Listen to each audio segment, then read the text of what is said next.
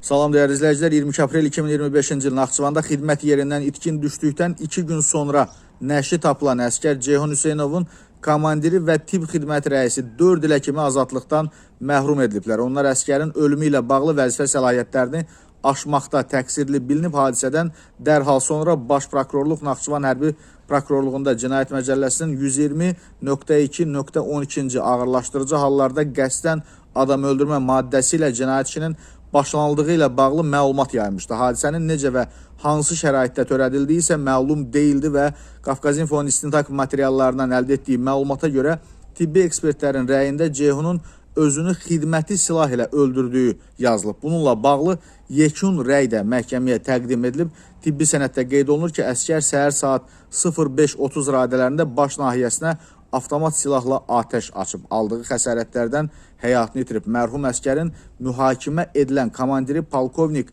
Seymur Həziyev və tibb xidməti rəisi Aydın Quliyev məhkəmədə özlərini təqsirli bilməyiblər. Komandir əskərin özünü öldürməsinə də şübhəli yanaşıb və onu düşmən tərəfindən vurula biləcəyini deyib. Onlara verilmiş ittihamda yazılır ki, hadisə baş verməzdən əvvəlki günlərdə əskərin psixoloji vəziyyəti normal olmayıb. Əvvəlki həkim rəyləri də bunu təsdiq edib. Lakin komandir yenə də onu düşmən mövqeyinə posta göndərib.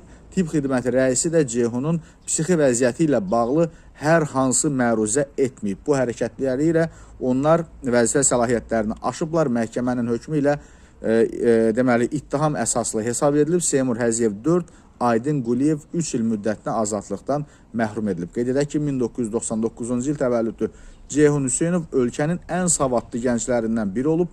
Belə ki, o 2016-cı ildə akademik Zərifə Əliyev adına liseyi qızıl medalla bitirib, həmin il 627 balla ADA Universitetinin beynəlxalq münasibətlər ixtisasına daxil olan Ceyhun daha sonra Yaponiyada mübadilə proqramı çərçivəsində təhsil alaraq yüksək göstərici ilə məzun olub. Magistr dərəcəsini Təl-Əvivdə alan Ceyhun vətənə qayıtdıqdan sonra hərbi xidmətə yollanıb.